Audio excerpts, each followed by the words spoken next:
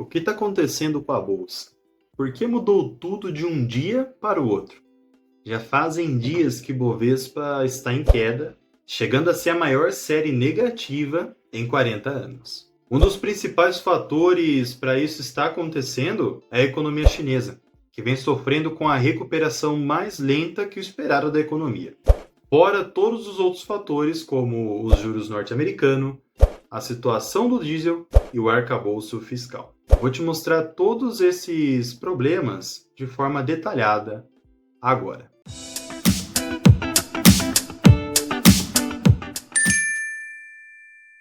Fala pessoal, tudo bem? Eu sou o Roger, criador do canal Victórios.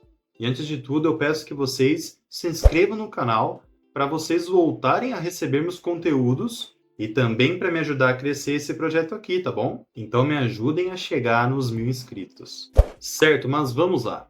Antes de tudo, precisamos compreender como foi essa queda na Bolsa de Valores. Teve tanta relevância assim? Muito bem. Conforme mencionei anteriormente, essa queda representou um recorde de 40 anos. Vamos explorar os pontos-chave dessa situação. Primeiramente, destaco a porcentagem de queda nos últimos pregões. A redução foi gradual, totalizando 4% até o momento. É importante notar que essa queda não impactou diretamente o Bovespa, uma vez que não atingiu níveis críticos.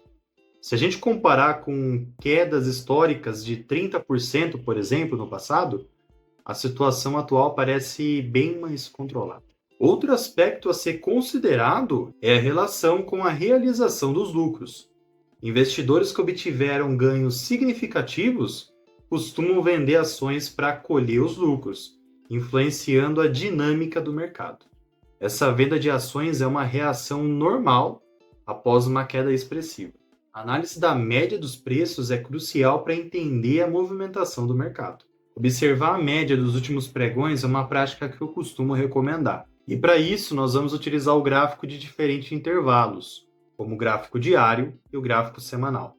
No gráfico diário, vejam que existiram momentos de alta e momentos de estagnação dos preços, onde alguns dias ficaram estagnados. Agora, se a gente analisar a situação atual, vejam que nos últimos dias foram pregões só negativos, que no caso é esse momento histórico que eu comentei com vocês.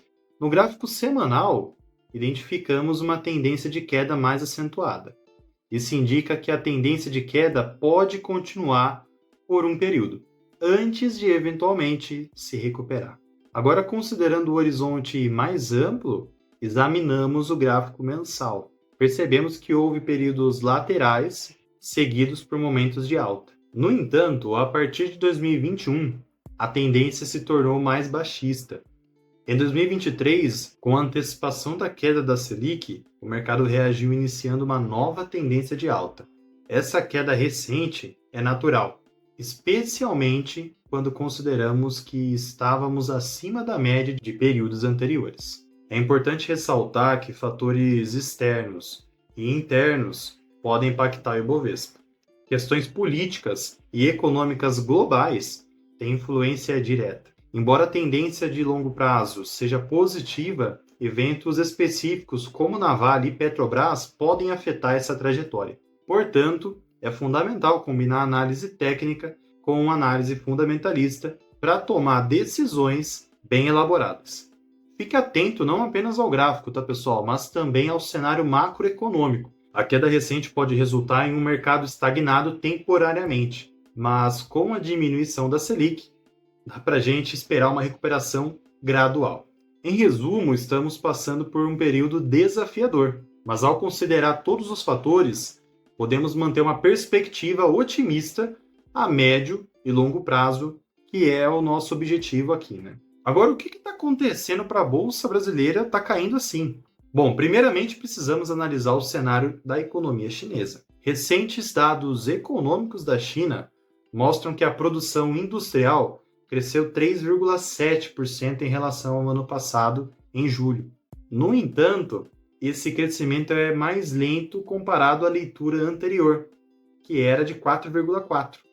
E além disso, não atingiu as expectativas do mercado, que era de 4,3%. Esses números refletem uma demanda mais fraca, tanto interna quanto externa, que impactou os indicadores de forma negativa. As vendas também no varejo ficaram abaixo do esperado, subindo apenas 2,5% em relação ao ano passado, depois de terem aumentado 3,1% no mês anterior. Outro ponto é o investimento na construção, que caiu 8,5% e a taxa de desemprego subiu para 5,3%. Como reação a esses resultados de certa forma decepcionantes, o Banco Central da China surpreendeu a reduzir as taxas de juros. Entretanto, muitos consideraram essa medida insuficiente diante do cenário. As preocupações continuam, visto que novos dados mostram que os preços das novas moradias na China caíram em julho pela primeira vez esse ano. Isso reflete uma série de indicadores fracos, que sinalizam uma rápida perda de força econômica. Outro ponto é o investimento no setor imobiliário chinês, onde ele registrou seu 17º mês consecutivo de queda em julho. As condições operacionais para os construtores imobiliários ainda não apresentaram melhorias significativas. O montante das vendas de novas residências pelos principais construtores caiu para o patamar mais baixo em um ano, durante esse mês de julho. Isso aconteceu mesmo com várias cidades relaxando as restrições de compra. Essa situação prejudicou os construtores que necessitam de recursos para lidar com uma crise de créditos que já se estende por vários anos aí. As apreensões que a China talvez não alcance a meta de crescimento do governo de 5%, somadas aos impactos no crescimento econômico global e a agravante crise imobiliária no país, têm gerado pressões nos ativos de risco em todo o mundo nos últimos dias, também afetando aqui no Brasil. Todos esses impactos afetaram diretamente as ações da Vale e, por consequência, vem ajudando na queda da bolsa. As ações da Vale iniciaram um processo de queda no gráfico diário, semanal e mensal. E o principal causador disso foi o minério de ferro, onde entrou em tendência de baixa desde julho de 2021. E vejam só, um ponto importante em se analisar é que a Vale está, de certa forma, linkada ao preço do minério. Outra coisa que afetou a Vale foi que o ex-ministro da Fazenda, Guido Mantega, foi ventilado no comando da Vale. Ele foi ministro da Fazenda entre 2006 até 2015, na época do governo do Lula e depois, posteriormente, da Dilma. Certo, mas outro ponto que afetou a queda foi a tensão na falta de diesel, onde foi necessário subir os preços dos combustíveis para evitar a falta. Até para ilustrar, vejam um gráfico mensal do valor do barril do petróleo. O preço do barril subiu nos últimos meses, afetando diretamente o preço do mercado externo. Como aqui não está mais lastreado, os preços não subiram.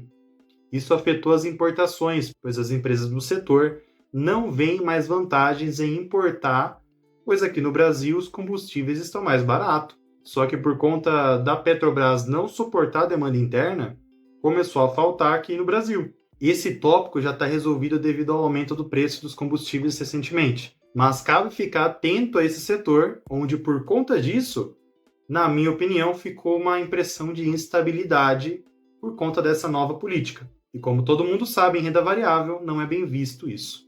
Eu fiz um vídeo explicando essa situação e eu vou deixar um card aqui em cima para vocês entenderem melhor o que aconteceu. Agora, quanto ao dólar, a tendência ao longo prazo, com a queda da Selic, ele suba, mas de forma gradual e lenta. Não tem como saber o que vai acontecer com o dólar, pessoal. Existem muitos fatores que vão influenciar, tanto interno quanto externo. Até o momento, o dólar segue em tendência de baixa no gráfico mensal, mesmo após essas últimas altas. E até comentando um pouco sobre o dinheiro dos estrangeiros, depois de tanto subir até julho, houve muitas realizações de lucros, conforme eu disse. E além disso, com a queda da Selic e os juros altos nos Estados Unidos, muitos estrangeiros preferem migrar seus investimentos para os Estados Unidos. Então, parte dos dólares que aqui estavam vão sendo realocados para títulos de dívida dos Estados Unidos. Ok, mas olhando para o cenário interno, o que podemos esperar da economia brasileira? Bom, um ponto que nós precisamos ficar atentos é quanto à fala do Campos Neto, onde ele disse que o reajuste de combustíveis vai ter impacto na inflação de cerca de 0,4 pps. Mas acredito eu que não interfere muito para a queda da Selic. Quando avaliamos as projeções da inflação, é evidente que o Brasil se diferencia ao apresentar uma inflação alinhada para os anos de 2023, 2024 e 25. Embora alguns países estejam experimentando uma desaceleração inflacionária mais veloz, o Brasil permanece dentro da faixa estabelecida como meta. Tentativas anteriores de reduzir a taxa Selic sem uma base bem estruturada tiveram um efeito contrário, levando ao aumento das taxas de juros no longo prazo. Se a Selic não for reduzida de forma equilibrada e com credibilidade, a queda não pode acontecer. Agora, para finalizar, na semana que vem, provavelmente vai ser levado para votação a aprovação do arcabouço fiscal. A proposta, que pretende substituir o atual teto de gastos, é uma das principais prioridades do Ministério da Fazenda e do Palácio do Planalto no Congresso. O texto já passou pela aprovação dos deputados, mas sofreu alterações no Senado, retornando para análise da Câmara. No geral, a nova regra fiscal estabelece que os gastos possam aumentar acima da inflação, porém, dentro de um intervalo de crescimento real fixo, variando de 0,6% a 2,5%. Além disso, o aumento das despesas fica limitado a 70% do crescimento de arrecadação do governo. Então, por exemplo, se a arrecadação aumentar 2%, segundo eles, o gasto poderá ser incrementado em até 1,4%. Bom, caso aprovada, essa proposta substituirá o atual teto de gastos, que está em vigor desde 2017 e que limita o crescimento da maioria das despesas do governo de acordo com a inflação do ano anterior, conforme todo mundo já sabe. E no geral, na minha opinião, o que mais está afetando é o desequilíbrio chinês, que por consequência afeta o minério, a Vale e o Brasil.